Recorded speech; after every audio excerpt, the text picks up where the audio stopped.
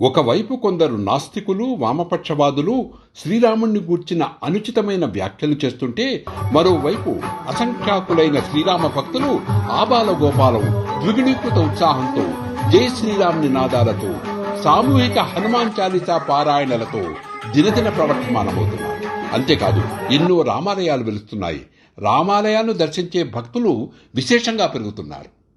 దీనికి ఒక నిదర్శనం ఏమంటే, హైదరాబాదులోని నార్సింగి ప్రాంతంలో మైహోమ్ అవతార్ హాల్మార్క్ విసీనియా గృహ సముదాయాల సమీపంలోని సంకటహరణ హనుమాన్ దేవాలయంలో అపూర్వంగా, అద్భుతంగా నిర్మాణమైన రామాలయం. ఈ ఆలయం ఆ గృహ సముదాయ, ఆ ప్రాంత భక్తుల అకుంఠిత దీక్షకు, శ్రీరామమూర్తిపై వారికి గల అచంచల భక్తికి ఒక తార్కాణం. ఏప్రిల్ 23 నాడు విగ్రహ ప్రతిష్ఠ, ఏప్రిల్ 24 నాడు శ్రీరామ పట్టాభిషేకం. ఇదొక అపురూప అవకాశం. జై శ్రీరామ్.